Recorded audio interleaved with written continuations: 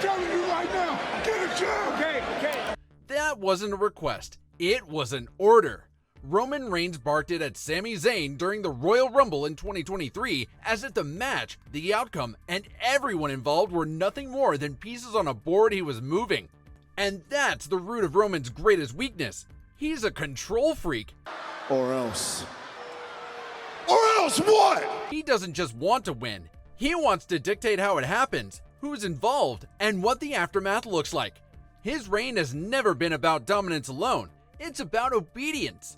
The moment someone doesn't fall in line, he unravels. Cena, center of the ring. Seth Rollins might be one of the most technically gifted wrestlers of his generation, but his biggest weakness has nothing to do with his body. It's insecurity. He's constantly chasing validation from the crowd, from his opponent, from history itself. Every match needs to be a spectacle. Every entrance, every move, every reinvention is part of a never-ending campaign to be seen as the greatest. That need leads him to take risks that don't make sense. At Royal Rumble 2015, instead of going for the win, he went for a Phoenix Splash, an unnecessary high-risk move that missed, giving Brock Lesnar the opening to retain the title. Oh my gosh! San Diego! What? Cover! The sixth move of doom! For over a decade, John Cena stood tall as WWE's ultimate hero. But his biggest weakness? Everyone knew exactly what was coming. His matches followed a rhythm. Shoulder tackles, spin-out slam, you can't see me, attitude adjustment, rinse and repeat. Once opponents figured out the pattern, it was only a matter of time before someone found the opening. At SummerSlam 2016, AJ Styles did exactly that, reversing Cena's familiar sequence into a Styles clash and scoring a clean pin in the middle of the ring. Cena looked stunned, but fans weren't. We've seen it all before. The Rock hit hard, but he hit with flair. Every punch, every taunt, every step was built for maximum crowd reaction.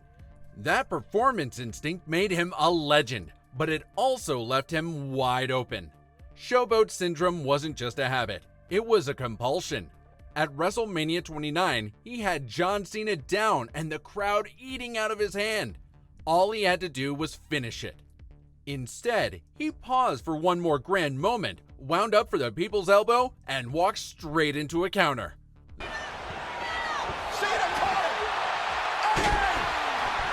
The Rock didn't get beat because he wasn't the better man that night. He was beaten by his own need to turn every move into a moment. Stone Cold was a beer-swinging brawler who could fight through anything, except the damage done by years of, well, beer swinging and brawling. After Owen Hart's botched piledriver in 1997, Austin's neck was never the same. How about that? His knees followed soon after. The injury forced a change in his style, from technician to brawler, but the wear caught up. In his final match at WrestleMania 19 against The Rock, Austin visibly limped and clutched his knees between spots, clearly slowed by age and accumulated damage. Downstairs to the knee. His body started to betray him, but Austin never slowed down, which made every step a gamble. The Dead Man was one of the most iconic personas in wrestling history, but that commitment came with a cost.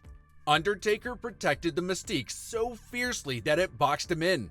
While others evolved, adapted, and refreshed their image, Taker spent decades carrying a character that didn't always fit the era. He stayed stoic when the crowd wanted fire. He kept the gloves on when the match needed grit. Even when the bell rang, he stuck to the slow, methodical pace that matched the myth, but not always the moment. And sometimes, that loyalty backfired. At WrestleMania 30, Brock Lesnar didn't fall for the aura. He didn't play along. He just beat him. The streak ended, and the Dead Man looked mortal. Lesnar into the cover, hooks the leg, the streak. The Beast Incarnate is an absolute freak of nature, but even Brock has a limit.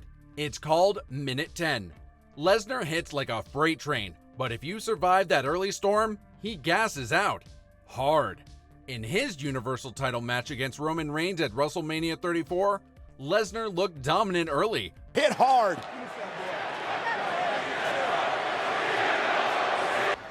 tackles it. Missed. Shawn Michaels was damn near perfect in the ring, until the night his body finally said no. During his Royal Rumble 1998 casket match against The Undertaker, he took a brutal bump on the casket edge, jarring his lower back so badly it took him out of wrestling for over 4 years. One mistimed landing and the showstopper was stopped cold. The injury didn't just end a title reign, it ended an era. When he returned in 2002, he was a different kind of performer. Still brilliant, still dangerous, but now carrying a bullseye across his spine. His opponents knew it. He knew it, and every time he stepped into the ring, you could see him protecting it. One wrong fall could have ended everything again. Triple H was known as the cerebral assassin, but sometimes all that planning worked against him. His biggest weakness? Turning every big match into a Shakespearean tragedy when all he needed was a fight. While his weekly performances were consistent, his WrestleMania record tells a different story. He holds more Mania losses than any other top-tier star. Not because he was outmatched physically, but because his matches often tried to be epic at the cost of momentum. Long intros, dragged-out pacing, and overproduced storytelling opened the door for others to steal the spotlight. Down, the back. On his chest. The Ultimate Warrior flattened him in under 2 minutes at WrestleMania 12. A disaster of a debut if there ever was one. And years later at WrestleMania 22, he tried to outmaneuver John Cena with mind games and big match theatrics, only to tap to the STFU when it counted. The game had the tools, but he kept getting in his own way. Sometimes, the biggest obstacle wasn't his opponent. It was his own hype. I am the best wrestler in the world. CM Punk made a career out of proving he was the best in the world. But the thing about always needing to prove it, eventually it becomes about the statement more than the win. Punk's greatest strength, his fire, was also his biggest flaw. His ego burned hot enough to fuel revolutions, but sometimes it burned bridges too. On Raw in June 2011, he didn't just call out John Cena, he called out Vince, the fans, the company, and everyone who ever underestimated him. It was unforgettable. It was iconic. It was also the beginning of the end. He grabbed the mic to take control of the narrative and ended up talking himself off the roster. Even legends have weak spots, and in WWE, all it takes is one moment for a superstar to go from untouchable to flat on their back.